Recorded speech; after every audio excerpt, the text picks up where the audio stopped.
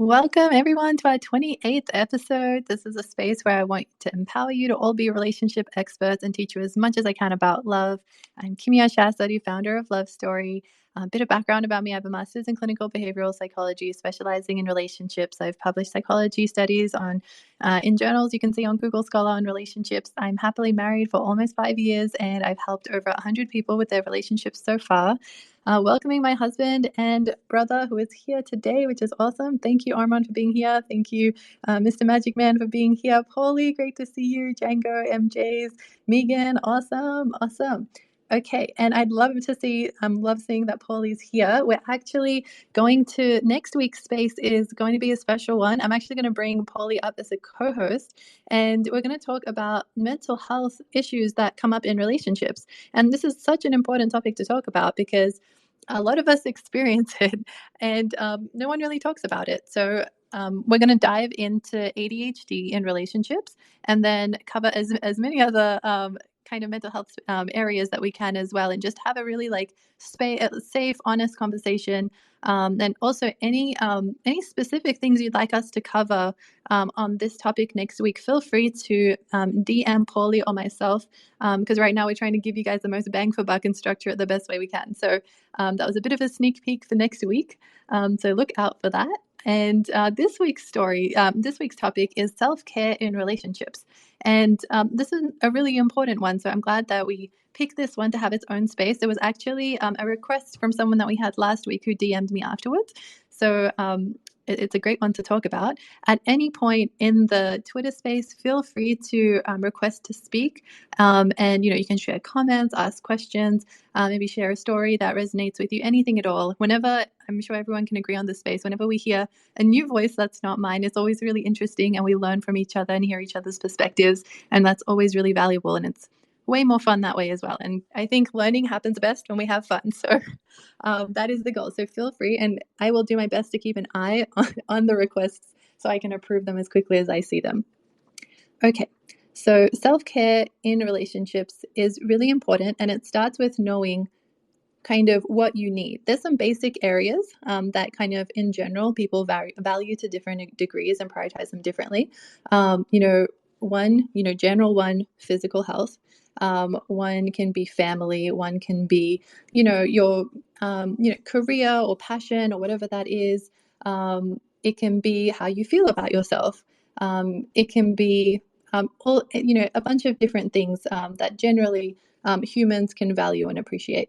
And so, it can get very easy to put ourselves aside when we fall in love with someone, or, have a crush on someone, and none of our feelings matter when we're all in love with someone sometimes. And it's very easy to get like that. And also on the other end of the spectrum, you can just be like, I want to be the best version of myself, so then I won't be putting anyone else through any misery or hardship. And so that could be the other end of the spectrum when someone talks about self-care. So there's definitely things that people can be doing while they're single to boost up, being the best versions of themselves, and we can go through that. And you can also, practice being your best self when you're in a relationship. So we're going to practice things with Reddit questions, but I know usually Reddit questions, they have a lot of, extreme things, and, we talk about them and we laugh a bunch of times, but I actually found something on self-care on Reddit that was positive. And it was someone's kind of story of exploring this topic. So I thought it was a really good thing for me to read out, like a positive Reddit story from someone's experience regarding self-care. So that's probably a good starting point, and then we can talk about it and then kind of go from there to kick off the conversation. I also am aiming to keep these weekly sessions to 1 hour, and I know I've struggled the last 10, 20 weeks, but I will do my best to keep it to an hour if I can. Okay, let's jump in. So the title of this Reddit post is "Self-Care is not selfish, and it's not necessary for healthy relationships." Oh, sorry, and it is necessary for healthy relationships. Okay, so the story goes, self-care is so important, but it's not something that has been natural for me for most of my life. I've realized that I was afraid of being perceived as selfish and learned to people please through my experiences. Anytime I chose something for me, it seemed like a punishment came along with it. So I learned to suppress my own wants and needs in place of those of other people's. This caused a lot of problems in my life. There's only so much you can suppress until you snap. So much resentment builds up in every relationship. I was full of it. It wasn't good for me, and it certainly wasn't good for the other people in my life either. So I've learned that I have to take care of me first. If I'm sick, I now call out of work instead of working myself to the ground, literally, and causing so many health problems because of neglect. If I am not up for something, I don't do it. The old ages, you can't fill from an empty cup, is so right. I was always filling from emptiness, and what I was giving was completely hollow, void of energy. I have a bunch of things to do today, and I did a lot this morning, some for myself and some for other people, and now I'm getting the first mani-pedi that I've had in a long time. It feels like it was much needed, just time for me. I have a bunch of things to do later, and I'm going to make sure I take care of me first. Continuing with my daily meditation, taking the time to write, doing what I have to do in order to feel refreshed and energized. There have been so many times I've put myself off. I've put what I needed or needed to do for me on hold so everyone else in my life was taken care of first. To say it was a selfless, to say it was selfless is a lie. I was afraid of the consequences of not doing it more than out of the desire to help other people first. Now, when I help someone, it's because I genuinely want to, not because I feel I need to. It's so much healthier because when you do something out of thinking you need to, so much baggage comes along with it. I wasn't feeding good energy into things, and I was doing for other people what I was draining myself simultaneously. Energy is so important, and now I strive to put the best energy forward um, in me of my encounters. Taking the time for me has allowed me to do that, and everyone benefits. So that was interesting, how someone's personal experience. I wanted to ask if there's anything in this kind of story that resonated with anyone, or something that someone's struggling with right now that would be, helpful for us to hear about and unpack together. Awesome, Polly, I see your request. Polly, was there something you wanted to say? Oh man. Well, thank you for having me up. Of course. It's actually funny because this really touches on a lot of what I was planning on talking about next week. But I won't get into those. But I've been trying to learn a lot more about psychology and art relationships. And this is touching on the whole concept of people pleasers and how we deal, sometimes with our childhood traumas. A lot of people, experience trauma not in the way we think of it, but if you feel like you weren't appreciated or valued or loved by your parents, you can often grow up to feel like you need to overexert and overhelp the rest of the world in order to feel that in a way, which sounds like that's what this person's doing. And it also sounds like, by recognizing it and acknowledging it, they're taking a real step towards finding the true self-love that you really need to actually be able to love someone else in a positive and constructive way. As a man, I've come to understand that women don't like people pleasers. That's not what they're looking for. They want, it's not about the nice guy. It's about being a good man.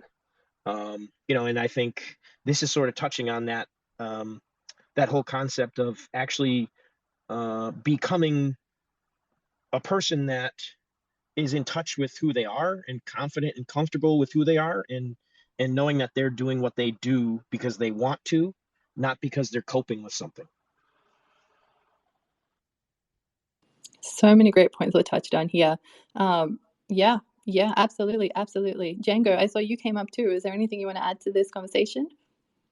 So recently, um, I got fired from this job, but funnily enough, the girl who I was crushing on the whole time, she actually asked me out the day before. So we ended up going on a date and whatnot, and it was fun. We went to a little fragrance shop because she knew I liked like perfumes and fragrances, the colognes and all that. So that was a lot of fun. And like because it was first date and like first time I really hung out with her like outside of work. Um, like I'm not trying to like I guess move fast in terms of like a relationship. Um, However, I am extremely physically attracted to her, and I'm I'm gonna be honest, I'm very like afraid to like initiate some type of physical intimacy. I don't know if I'm like overcompensating for something, and maybe that's why I'm afraid. But as far as I know, like I don't know, like shit, I'm just a little shy when it comes to that type of thing. And Like, I'm thinking to myself, like, yo, like, I feel like I'm only 24, but I'm thinking to myself, like, damn, like, I feel like I should know how to do this. But then, like, when I look back at all my experiences, literally, like, 99% of them were like, I'm talking about, there was one point when I was 20 where this girl, like, I was hooking up with this girl, and we were at a house party, and it was at my house, though. And I was dancing to the music, and she was like, all right, it's time to go. And she literally just pulled me to my room, and I'm just like, so that's what I'm saying. Like, I never really, I guess, developed the skill set to, like, initiate or, like, kind of, like, more intimate situations and whatnot. And so I am kind of nervous about this. I don't want her to think I'm, like, just looking for that, because I do want to date her, but I do want her to know that, like, I am into her, at least on that level. So I'm so excited for you. You found someone like very cute that you find attractive. You've gone on a date. That's awesome. That's awesome. So, have you told her that you really find her, physically attractive? Have you tried to communicate that verbally yet, or not yet? um I guess, like, indirectly I have, Mhm. but, like, not, I haven't said, like, yo, like, you are a smoke show. Like, no, I haven't said anything like that. No. I definitely go for it. Go for it. Definitely make it feel special in that way. It's always something pleasant to hear. And, exactly, a helpful skill that a lot of us don't practice is speaking our mind. And so, like, I am sure if she was in this Twitter space right now and she heard what you said about her, I'm sure she would feel so flattered and would, just love to hear that. So, yeah, don't be like, it's totally okay to be like, hey, like, I find you so physically attractive, and I don't want to come across like that's all I care about, or that's all I want from you, because that's not the case. And I just want to make sure my actions match my beliefs and values of what I feel inside. And I'd love to get to know you more, and initiate like more meetups in person, like stay in touch with her, try and at least some form of communication within 24 hours is like a standard general rule. But yeah, don't let her go if she's great, and try and figure out if she's quality. That's the main diamond factor here. They probably passed a level for you to find them attractive, which is awesome, and it's on the high end of that, which is even better. But we want to make sure that the person that's inside is also high quality, that is worth putting all that time, effort, and love into. Like Paulie was saying, like all that love needs to go to a good place. Yeah, I see. I definitely agree with that. Cause and honestly, I can say with what Polly mentioned with you know, women don't really respond to nice guys. I can say with the utmost confidence that I think that goes for any relationship, whether it's like male, female, or a person who doesn't identify with either of those genders. People don't really like the ass kissing, because something I've noticed, and because I noticed because I feel this, mad people are insecure. So most people don't think they're shit. So if you start ass kissing them, most people are going to question you in the first place. It's going to be like, this person's being fake as fuck, because I don't even think I'm the shit. So why the fuck are you kissing my ass? So, like, people don't really like the nice guy shit. And I guess I'm in a point where I am lucky enough to, like, understand that. So, like, for example, when I was on a date and, like, she had said something silly, and I'm not gonna be like, oh, it's okay, I totally understand what you mean. Nah, I'm poking fun of you. Like, nah, like, and it's mutual. Like, I was walking, we went to a bar after we went to the freaking shop, and like I like stepped down from this little corner section at the bar, and I forgot there was like a step. So I'm just like walking with the two drinks, and then I just like stumble off, and I almost like fell, but I like caught the drinks and I caught myself, and she just starts laughing, and I'm just like, shut up, like, so, like, like, it's not like you That's don't have to ass kiss. Like, that's what I think is important. Yeah, yeah, exactly, exactly. I love how you guys have already like passed a few comfortability levels where you can just like be yourself. That's a really good sign. That's a really good sign. Paulie, I see your hand. Go for it. Yeah, no, Django. So you're 24. I'm 36. Okay. So, and I'm learning now. Like, I didn't know shit in my 20s. I'm gonna be totally honest, man. And this whole relationship between the nice guy and the girl, I'm learning that women tend to test you. They will ask for things, but a lot of times they don't actually want to get what they're projecting that they want. Like, they will actually, what I'm learning is women will actually test to see if a man is capable of having boundaries. And if he's not willing to have boundaries with her, then she can't feel as though he's going to have boundaries with the world, and it will not allow her to feel safe. So there's this fine line you have to walk, right? Where you want to be respectful. That's the first thing, is respecting the woman, but also showing her you respect yourself. I think as men, women will not respect you unless they see you respect yourself. A woman will not love you if you are like, they will have a hard time loving you if you turn to addictions, if you don't treat your body the way it should. there's ultimately, I think at the end of the day, as long as you're making sure that you're projecting onto the world that you have a respect and a love for yourself, I think that you will find a real connection with someone who is also loving and respecting of themselves and will in turn know how to love and respect you. You know what I mean? Like there's a lot of ways to get girls, but there's a lot more ways to lose them. You know what I mean? And a lot of times they don't always necessarily know what they're looking for either. But when a woman sees someone that she genuinely wants, she will know it, and you will know it. Yeah, no, that's I can say for sure. I understand that. I agree with a lot of that stuff. Like I'm only 24, and like I'd say, like when I was 20, when I was like dealing with the most amount of girls that I was dealing with, like I literally had no idea what was going on. Like I couldn't. Like I'm gonna be honest. Like I was the king fumbler. Like I kind of fumbled every opportunity away because like I didn't love myself. I didn't understand myself. I didn't give myself what I needed.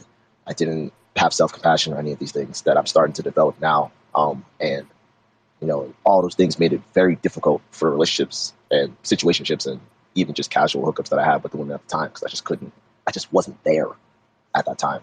And so naturally, things just had to fall off. And obviously, I was frustrated at the time that all those things were falling off. But now I look back at it, I'm like, that was supposed to happen because I had some growing to do. And truth be told, like I think I'm always like on the younger side of like, I guess like maturity. I don't know. Like people always assume I'm younger, and I don't know. I just have a more uh, childish or childlike kind of like a demeanor, if you will.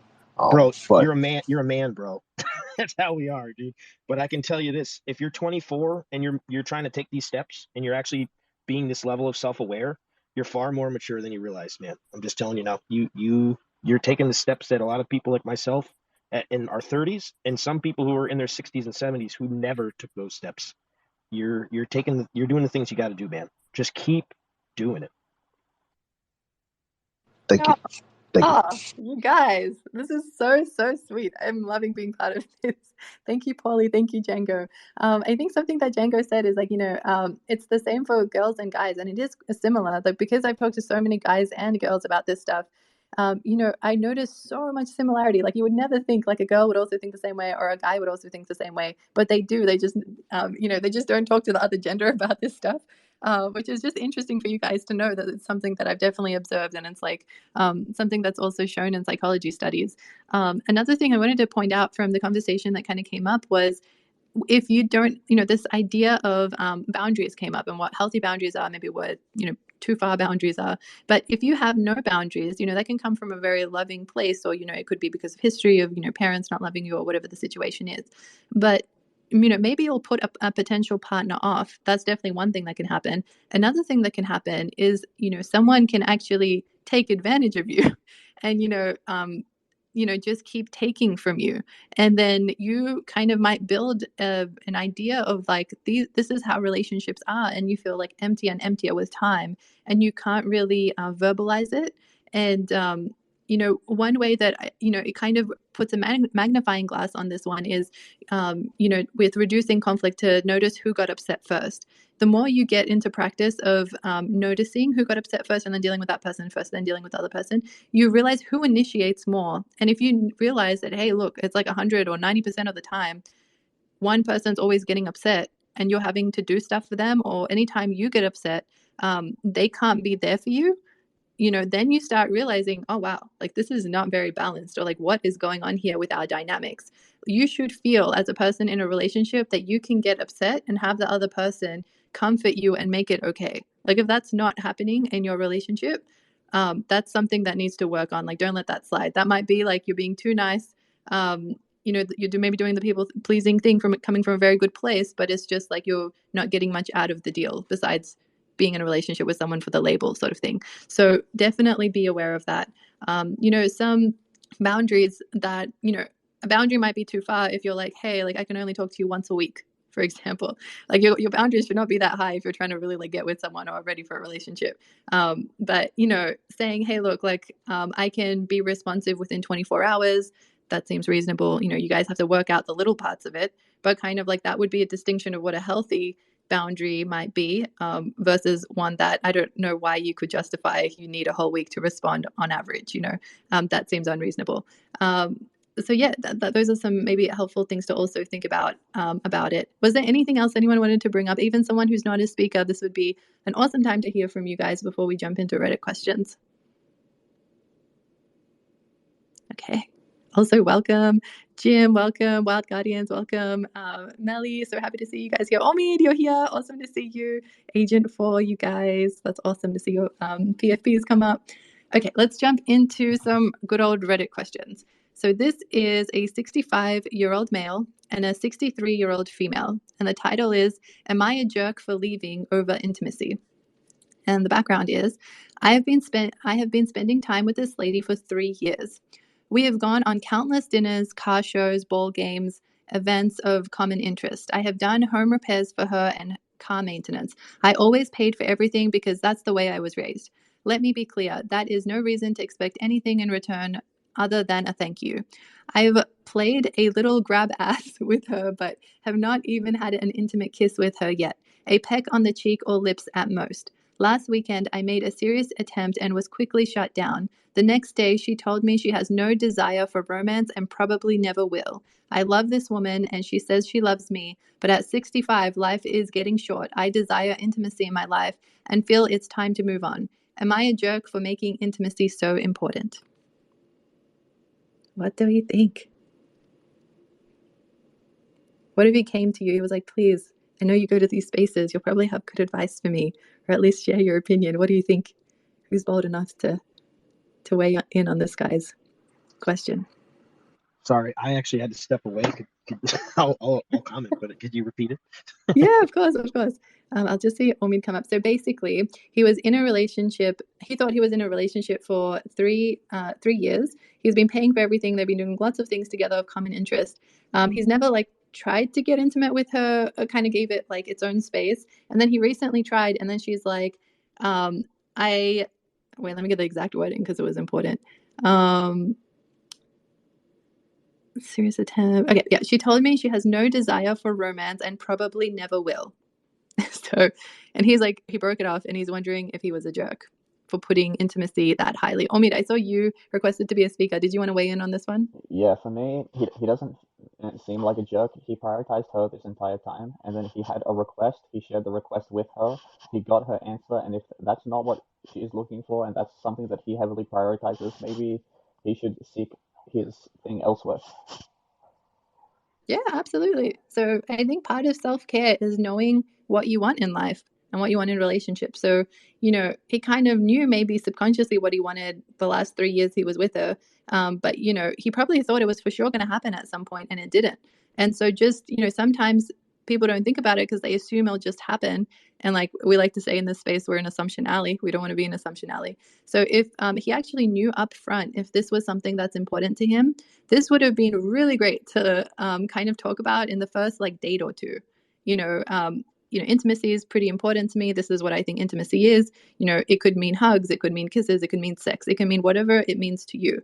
But it's it's something you can share that is really important to me. I wanted to know if that's something that you're open to at some point in our relationship, and kind of with your ideal partner. At what point do you think that would be a good time for you to do that, if that's something that you would want to do? I don't know. I'm not wording it great, obviously, but it's just even if I worded it as badly as I did right now with you guys, the other person will still understand the gist of what I'm saying, and we would have a conversation that maybe would have saved 3 years of this guy's life, which is no small thing. And the emotional baggage of him now thinking he's a jerk when he's not. He's just, this was important to him, this wasn't important to her, or maybe she just saw him platonically this whole time and they never had this conversation.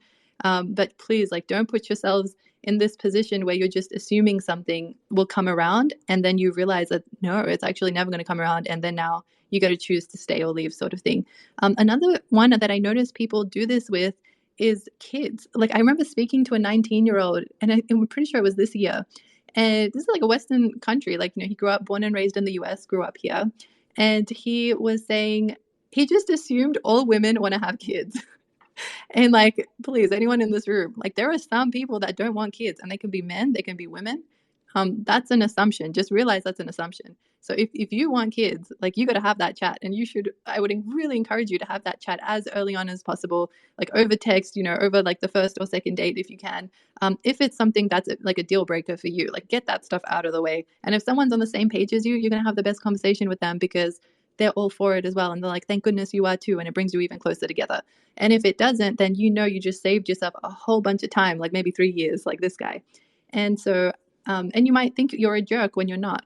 So, and who knows how this lady is going to react to him breaking up with her. Maybe she's going to call him a jerk, which is, not something that's very nice. And I don't know how accurate that is, because neither of them talked about it. The main issue here is that neither of them talked about it until now. But it's okay. He's still allowed to make his decisions, to realize he can walk away. And so, like, another thing is, if he was a people pleaser, at this point, when getting out of Assumption Alley, he could have stayed with her and been really unhappy. If this really is as important as he was saying, he could have been like, no, I would be a jerk if I left her. I'm going to stay.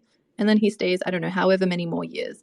Like, he is really not having healthy boundaries because he's giving much more than his cup even has. So he might think that maybe if he stays, he's doing her a favor, but maybe she really doesn't like being around him when he, is so unhappy. And it's actually making her feel worse about herself because she feels like, not good enough, or like whatever it is. And so she would be happier maybe with someone else for whatever reason, and he would be also. So that would be a healthy boundary, that if it is that important to you and someone's saying they're never going to give it to you, that it's okay to want what you want, stand by it, and address it up front moving forward. Let's tackle... Thank you. Appreciate that, Polly. Was there anything anyone wanted to say about that one before we go to another one? Yeah, Gibbs? Yeah. What do you think the right answer there is? Can you come up with an alternative answer that hasn't already been said? So the question is, am I a jerk for making intimacy so important? So to answer that differently, to say he is a jerk, for example. No. Like, we already know what the right answer is, but can you deviate or like give us a solution of like another way that we can say what we want to say? Maybe like a harsh startup or a soft startup or... Oh, okay. Yeah. So let's say we go into the scenario. So, we've been waiting for 3 years to get more intimate, and then we feel like it's the right moment. And like, we go in for like a cuddle and a kiss, and then like the person just like putting their hand in our face and like pushing us away. And we're just like so hurt right now. Like what is going on? Like, everything just felt so right. And like, this isn't the right moment. So if I'm that person, I can have, I can be like, what the hell? Like, I've been waiting 3 years and you still don't want to be intimate with me? Like, I'm so upset. Right. So I can, I can say that with a sharp tone, and like, I can like raise my voice, and like, I don't know, obviously, like, see, again, this would be too far. So if I'm like throwing something, or like, I don't know, obviously, like, I shouldn't be hitting her. Like, that's just a given. But it's like, I show my upsetness. Maybe I don't say the best words. It's a bit harsh. Maybe the way I bring it up, or like, I'd be like, what's wrong with you? Like, why? Like, I don't know. Like, I don't know. Some people, I don't know. I think there's a word called prude or something. Like, I could like maybe say things like that. And that could get my feelings out, because obviously my feelings have been repressed for 3 years with this sort of thing, if I know it or if it's subconscious. Like, it still has been building up this whole time, and I wasn't maybe the most aware of it.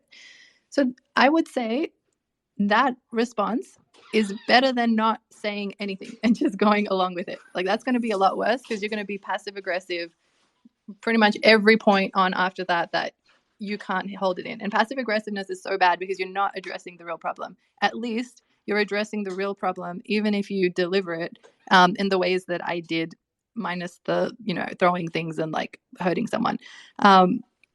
You can even be like, hey, like, I need to go for a walk. I'm really upset. Like, someone can even react like that. If you want to kind of level up the way you say it, which again is hard. This has been building up for 3 years. So if someone was to soft start up it, let's say they put their hand in your face and push you away. The first sentence, if people can remember, is I feel, and then it's an emotion, and you're allowed to feel any emotion. You're allowed to put any adjective after I feel. So it can be like, I feel embarrassed, I feel hopeless, I feel devastated, I feel sad, I feel like crying, I feel like whatever it is you're feeling. So if you want to do it in a soft startup, you would say I feel, and then adjective reaction of a emotion. And then from there, you need to figure out, ideally, this is obviously all ideally, but you would think about what you would want to make the situation better, like what you need for the situation to improve. So, I feel really hurt that you didn't want to kiss me right now. It just made me feel horrible inside. It made me feel like you don't love me, like I've wasted 3 years of my life. Like I don't even know if you feel attracted to me, and that's really upsetting for me because I find you really attractive, and I really do want to be intimate with you. And it's not just an attraction thing; it's much deeper for me. What I need to feel, to help the situation get better is to understand kind of where you're at with all this, and if it's something we can figure out together. Is there, like, for starters, I need to understand, like, are you physically attracted to me, or do you see me like platonically as a friend? And then, if you do see me romantically, and you just, maybe never want romance again, because that's what you said, you never want to be intimate. Maybe that's because you were married before and your husband died, or like whatever story is why you are here right now. Kind of like, how much time do you need to be able to like get there? This is like the level that I need. Like I'm open to waiting like maybe 6 months, 6 more months from this point, or 1 year, or maybe like even 2 years or something, depending on how flexible you are. But like, this is what I would need to feel happy in this relationship. And then that's where your conversation would start. If they're like, hey, look, this is a lot for me right now, I need a 20-minute break. And then let's come back to this and speak about it. That's fine too. But that's kind of the ideal healthy interaction you want to have with something like that. Paulie, I see your hand. Yeah, no. So I guess I wonder, because men and women, we tend to navigate our conversations with each other a little differently. What's the likelihood that when she says I'm not into intimacy as a broad statement, she's really suggesting she's not interested in intimacy with him, but she doesn't want to say it. Yeah. I think women can, trying to be kind and caring will make broad statements sometimes when really it's the direct result of the person they're talking to, that it's actually you, you know. Mm-hmm. Yeah. What's the likelihood you think that's the case? Yeah, I think it can be quite likely. I don't know. I'm almost like, I don't know. Like, obviously, intimacy is a very natural thing in a relationship. But if there's something like, I don't know, for some reason, like she just never wants to be intimate with someone else because I don't know, like if she was married or something and I don't know, her husband died and she's like still super attached to him in that way, but like wants a companion that's not physical, like maybe there's something like that going on. But like, it is very natural for intimacy and a relationship to go together. That's what a healthy relationship looks like. And this is a great point you brought up. And guys do this too. It just depends on like who you find. But if someone's giving you a wishy-washy answer, don't be afraid to ask them to directly give it to you straight. Like, you're not helping anyone by being indirect. And so, like, at the beginning of this like Twitter space, we were talking about how that could be like people pleasing, and it seems like maybe she's been people pleasing this whole time, and he's been people pleasing this whole time, and now they're finally having a direct conversation. And so, if you ever notice someone's being indirect with you, like, it's totally okay. You have all the permission to ask directly the question you want to ask.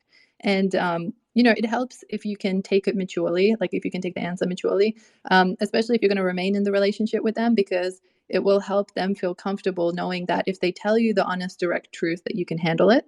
That's part of the pattern. If someone tells you the direct truth and you throw a tantrum for like a week and not talk to them, or like just yell at them for 3 days, like they're going to be like, okay, this person can't handle it, so they're more likely to be indirect in the future. But you guys should be having direct conversations and call someone out. Don't be scared to call someone out if they're not being direct with you. So I think this guy has every right to ask the girl if she's actually physically attracted to him, or if it's like platonic and she's just being nice about it because maybe she just wants to keep him around, so she's not lonely, but she never wants to be physical. Like there could be all sorts of dynamics going on. Does that answer your question or not really? Yeah, no, it definitely does. Mm-hmm. I mean, anything with psychology is complicated, especially when you're getting multiple people involved. Mm-hmm. I've had a relationship in the past where it's been very volatile, and things have gotten out of hand. And there have been times where it's been very easy for me. It's never gotten violent. I'm not saying that, but just confrontational. Back and forth, not talking for a long time, going back, pretending things are okay, then things get out of control again, and you separate again. And I've had to self-reflect and think about while I'm seeing things from this other person that I feel don't make sense, are they doing it because they understand that maybe I present things in a certain way? You know, Mhm. am I presenting am I presenting myself as an emotional person? So then that person feels they have to present things in a different way, which is Mhm. causing confusion, which ends up causing confrontation. You Mhm. know, there's that fine line where you have to figure out like how much of this is me, Mhm. how much of this is that person, and that, you know, how much of it is being this whirlwind of confusion that just ends up becoming something that, you know, makes both sides not really know what's happening. I feel like that's a big problem with a lot of relationships when we're not honest with ourselves and honest with each other. Yeah. Yeah. And, I think something that brings to mind with what you said is, if you're, you know, self-care, practicing self-care and trying to be the best version of yourself while you're still single, like that's great. But if you get into a relationship before you feel like, I don't know, if you feel like you got a lot of work to do on yourself and then you find an amazing person and you get into a relationship, no, that's fine. So I still encourage, like, if you find a great person, get into a relationship, don't hold yourself back. But the thing that people have to be aware of is that if you go into a relationship and you have work to do on yourself, or just anyone who gets into a relationship, you're kind of navigating life with a whole new person, which is going to require a lot of growth. And the main thing is you need to go into a relationship knowing that you have to grow and improve and learn. Like, no one goes into a relationship just knowing what to do. We really have to learn from one another and get really good advice and information from people who know what they're talking about, and don't just preach but do as well. So yeah, taking that magnifying glass not only with the other person but with yourself as well, and then taking the right steps is really important, and not approaching it like, oh, it's always the other person's problem. Polly, I see your hand. Yeah, no, and I don't want to hijack it, but just based Mm, on what you said, I wanted to return it real quick to Django and what he was mm, talking about earlier about, you know, how, you know, he lost his job and all of a sudden he felt like he didn't want to go down this path with this girl. You know, and I think that's a part of, I think, self-awareness as a man, like the desire as a man to feel like we can provide and offer something to our partner. You know, it's really, I know, you know, I went to college, I racked up a lot of debt, and I went through a stretch recently where I was back living with my parents, you know, because I was trying to pay off my bills, and mm, the level of depression that I went through, feeling like such a failure, you know, like feeling like I didn't have anything to offer. I didn't look to date, I didn't look to do anything. You know, I think as a man, when we face hardships, it can be really easy for us to withdraw and feel like we don't actually have something to offer. And I think that feeling is a manifestation of other insecurities that are able to, you know, show themselves because we have a tangible representation of those insecurities. Like, I am not good enough. And I can see why. I don't have a job, or I don't have a home, or I don't have this. It's very easy when we can point to something that justifies our own insecurities, you know? So, you know, I get what Django was saying completely. Like, I get what he's feeling. And it's good for people to, you know, take that opportunity to reflect and try to navigate those thoughts. That's what I wanted to say. thank you, thank you. Was there anything you wanted to say, Django? Just, I wanted to give you the a space if you had anything you wanted to say. I got you. I got you. He's, I'm sure, appreciative that you shared that. And yeah, it's important to just, be upfront about these things. Like, it's okay that you lost your job or like you're living at home. Financially, that's a great decision to get back on your feet. And it's like it becomes a problem when we hide these things, because then it's. First of all, it's not a good idea to lie or conceal it, but then it's heavy holding on to it, and then you think you'll lose them if they find out, and all of that is really unhealthy. So it's fine to get into a relationship, but just be upfront about this stuff and realize that your most valuable asset that you bring to the table is the good person you are. And believe it or not, that is, not the easiest thing to find. Like, everything else will work itself out with the right person. But, if someone's a horrible person, there's not much, unless they, are super into growth and improve themselves. You got a long road with that one. But if you already are a great person, please remember how valuable that is. And, any girl or guy, would be lucky to be with someone who is a really good person on the inside. Everything else can improve. That's the key thing here. So I wanted to make sure I put that out into the universe. One last Reddit question for today. So this is a 39-year-old female and a 39-year-old male.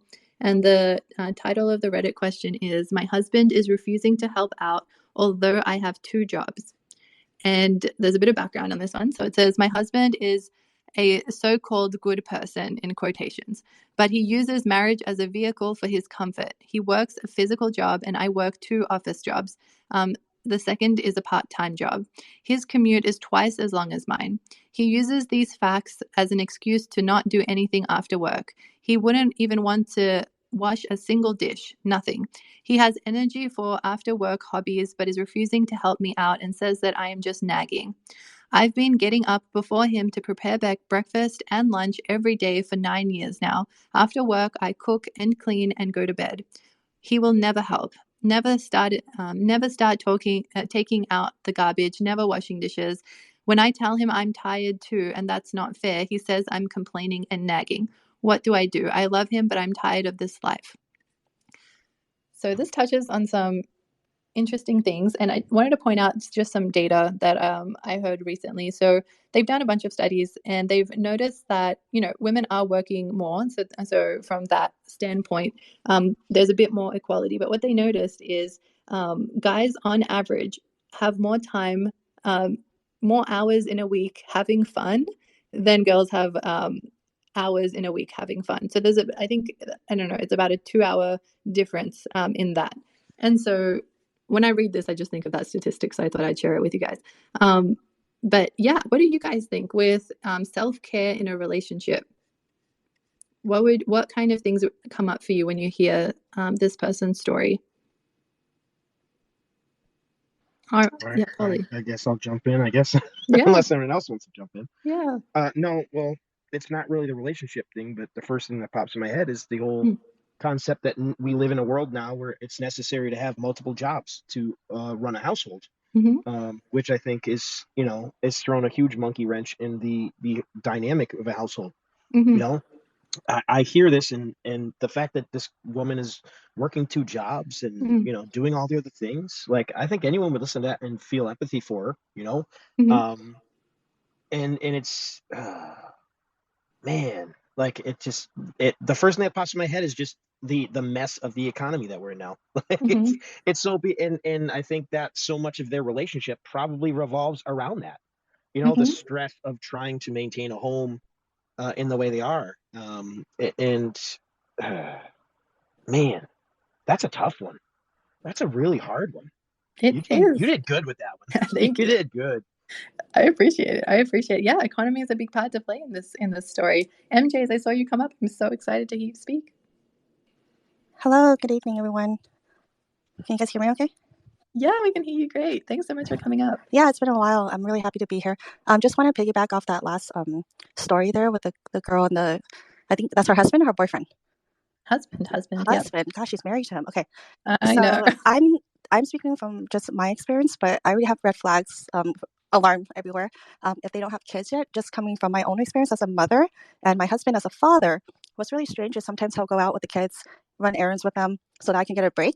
And he'll run into a friend of mine, and he tells me all the time, he's like, it's really strange. They look at me and they say, oh, that's so great that you're helping her out. And he always responds back with, I'm not helping her. I'm just being a dad, And it's one of those things that if I can just point out, it's sad that she is asking for help when she really doesn't need to ask for help. That's the point. They should share the responsibility if they're sharing a household or, just daily chores. It's such a simple act of kindness, and it just shows that he cares about her. That's my 2 cents. This whole thing, just major red flags. And like, I'm not in her relationship, but as someone who, if she wants to have kids with him and she wants him to be the father of her children, you're climbing up a hill, little lady, and I would definitely look into that, because if he's not willing to wash one dish, he's not going to change the diaper. He's not going to raise your kids. You're doing that by yourself. Good luck. Yes. Oh my gosh, so many yeses. Yeah, I agree with you. And it's unfortunate they're married. And when I was talking about quality, you want to make sure the quality is there in the partner and they're a good person. Like, they treat you really well. That's what it means. And it's I don't know how long they've been together, but he's not like understanding that she's really struggling. And this stuff is very normal in a relationship, to kind of make sure it's both people are feeling like it's equal. That's an important part in it, that doesn't even like, it's not help, like you said.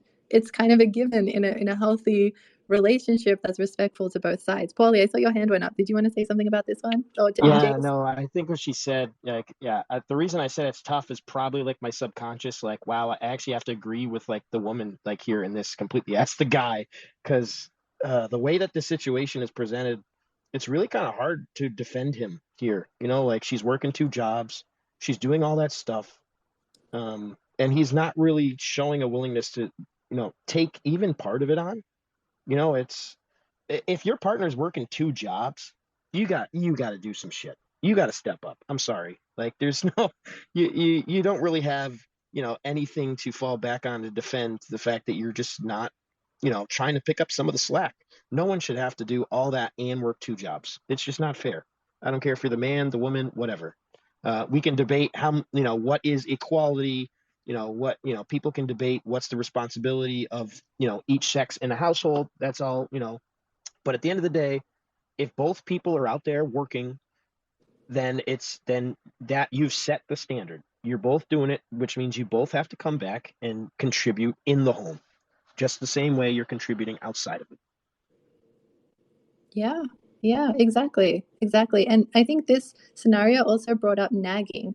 And so stereotypically, even in movies, they show women as nagging, and especially with chores, or they come home and it's just the woman nagging and things like that. And so I just want to point out that this dynamic right here is really unhealthy. If someone is honestly upset and needs help in a relationship, and they are sharing that, and someone's dismissing what they're saying and saying they're nagging them, and that's their deflection of their response to when someone's sharing their pain in a relationship, that's not okay. Someone shouldn't have to bring things up multiple times because it's not being received. If someone received the information or addressed it head on directly, and you've discussed it transparently and came up with a plan together as a team, they wouldn't need to bring it up again. If it's brought up again, it means like something's gone wrong. Maybe you didn't get really specific with what you were looking for. Like, for example, if I said, okay, like, I really need you to take out the trash, I need you to take that off my plate, blah, blah, blah. And they're like, yeah, I will. And then you see tomorrow it's still there. It's possible that they thought, I'm going to do it in the next 2 days. Or, I was going to do it today. I just wasn't going to do it first thing in the morning when I got up. And so maybe you guys just hadn't discussed the time frame. So that's an okay reason to bring it up again. So then you can get even more specific with making sure you're on the same page. And that's not nagging. So I want to kind of break that stereotype that's out there with either side, whoever it is that comes across nagging. Like, if that's happening in your relationship, there are other things at play. It's not the nagging that's the problem.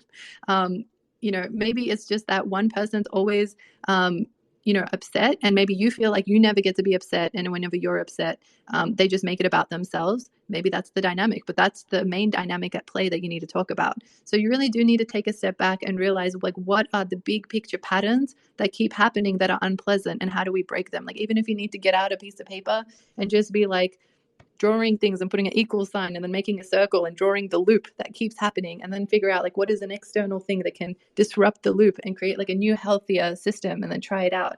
So those things are really helpful. So I'll tell you, in this Reddit question, the lady actually gave 2 updates, and so she took a stance on this and tried to do something different. I don't know how I feel about it, but she did break the cycle. She's done something she's never done before. Her first update was, thank you everyone for the advice. I didn't get up today to make breakfast and lunch, not going to get up tomorrow either, and no dinner tonight.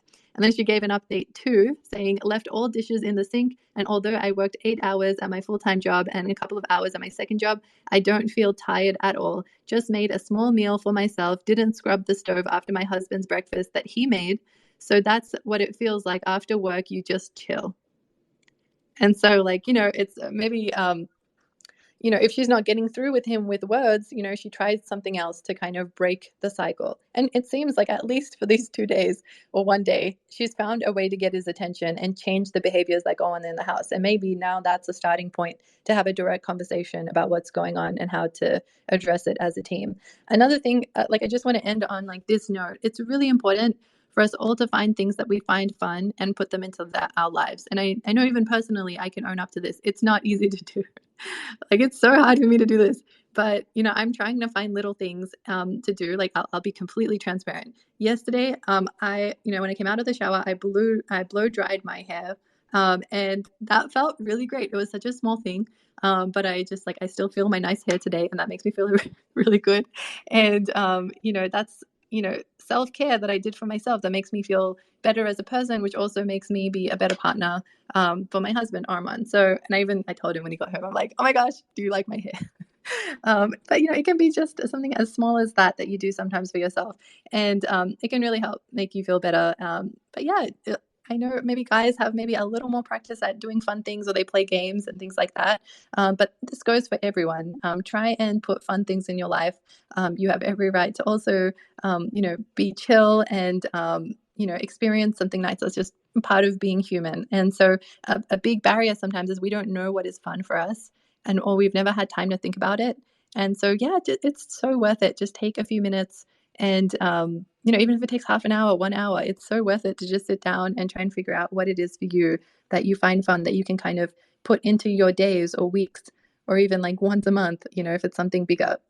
These things are really valuable for filling our own cup. We want to fill our cup as much as we can.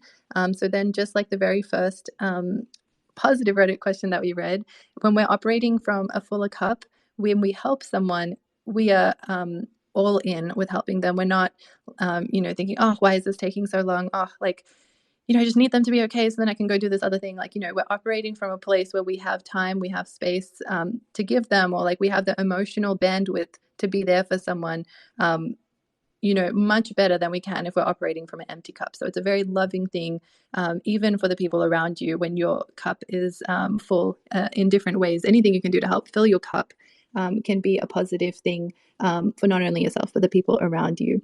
I wanted to Omid, you're in the room today. So we usually, at the end of the sessions, have announced the MVFP of the night, which is the most valuable floor member.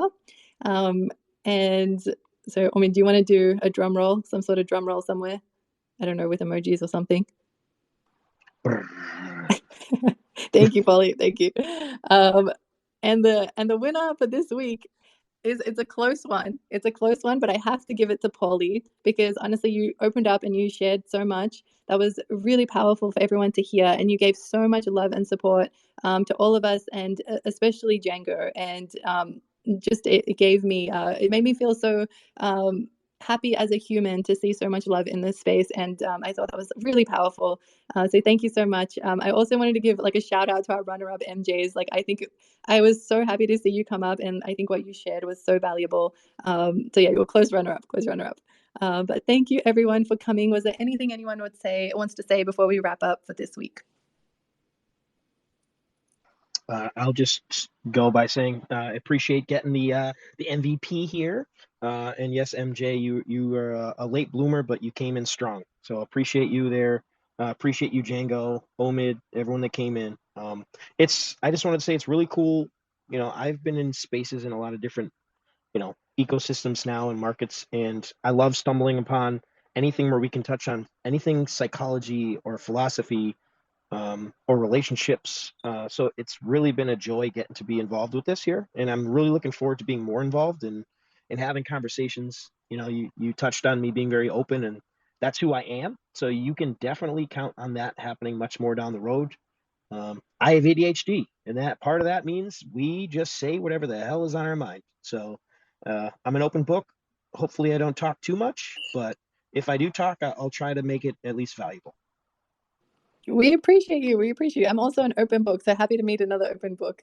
And yeah, keep in mind, guys, next week, same time, we're actually going to have Polly come up and be co-host, and we're going to tackle mental health issues in relationships, and tackle ADHD in relationships, tackle as many other mental health stuff as we can too. So that's going to be a really valuable one, and I'm excited for it. Yeah, Polly, go for it.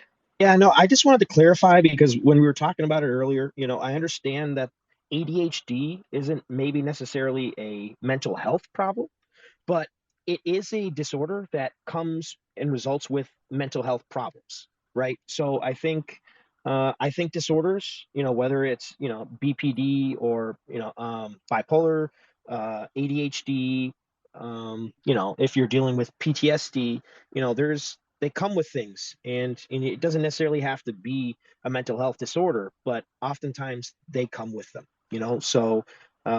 so I think having those things tied together in a conversation, understanding that while they might be separate, they usually come together. I think when you're looking at relationships with people, being in a relationship with others and having them, they can be a tricky thing to navigate. And I don't know if a lot of people really take the time to share what you might experience in that. So I hope we can kind of talk for a little bit and maybe learn some things together. I think it could be fun. Yeah, agreed. I'm excited for it. We're going to dive into it way more next week.